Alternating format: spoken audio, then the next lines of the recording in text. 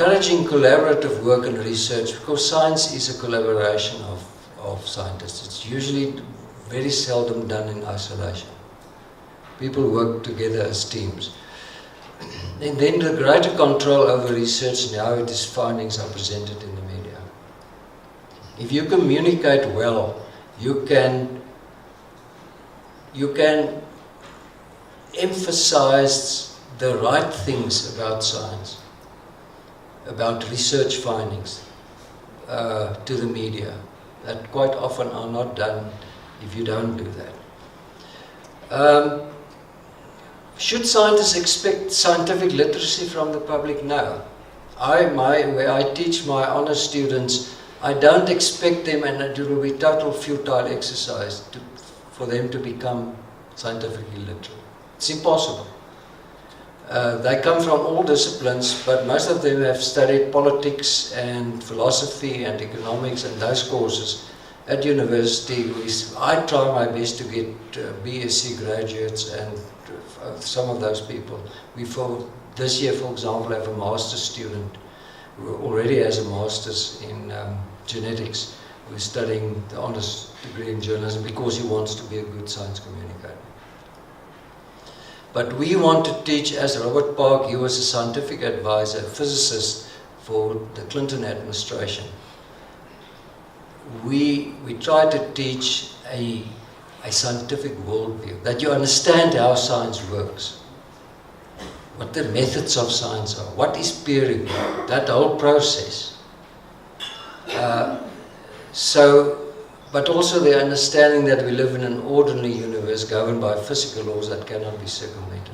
President Trump can go and tweet millions of tweets against climate change, but it is happening. And the tweets won't change that. The same with vaccination, his anti-vaccination campaign, which is really very dangerous, both of them. The next thing is, we have merchants of doubt. I don't know who of you are aware of the brilliant book by Naomi Oreskes and Eric Conway, The Merchants of Doubt, in which they analyze how a group of scientists who were hijacked by politicians became the spokespeople for anti-science. And examples are, for example, the whole the tobacco lobby, who wanted to, for many years, trying to tell us that smoking doesn't cause cancer. The ozone depletion, the question of climate change, question of acid rain.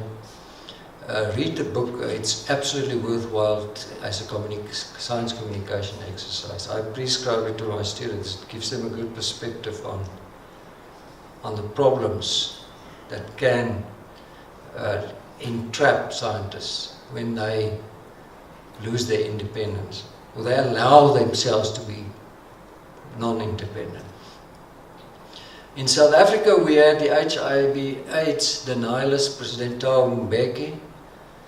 Fortunately, that was partially laid to rest by the Nobel Prize in Medicine to two French scientists in 2008 for the discovery of human immunodeficiency virus. Mr. Garber, you mentioned the fact that there was a study that this denialism caused 300,000 deaths. Yes, it was a very extensive peer-reviewed study published in the New England Journal of Medicine. I think there was one South African author as part of the study. More than 330,000 deaths, the calculation, at least,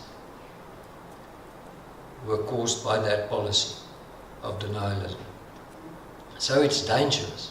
Pseudoscience is dangerous. And if scientists don't speak out, you will find that the quackery will be accepted as a truth. The anti-vaccination campaign. This is one of the most debilitating things that is happening in the communication world at the moment. The Andrew Wakefield study of 1998, I'll come back to that later, and where Robert Kennedy Jr. was now summoned to the White House because he's a spokesperson for the similar views that President Trump has. That vaccination causes all sorts of problems, specifically autism. Climate change denialist Donald Trump, the fossil fuel industry, anti-evolutionist creationism, I've said enough about that. It's a persisting problem. Every time I wrote a column on science, a weekly column for 7 years for Media 24, if I wrote about evolution without even mentioning God or any religion, it's got nothing to do with that. Fact is, I wrote about evolutionary findings. I was confronted by a host of people saying, it's just a theory, it's not true. How dare I write this in Die Burger, it's the Afrikaans newspaper of the Afrikaans people. They shouldn't be exposed to this. Well, that's the way it is.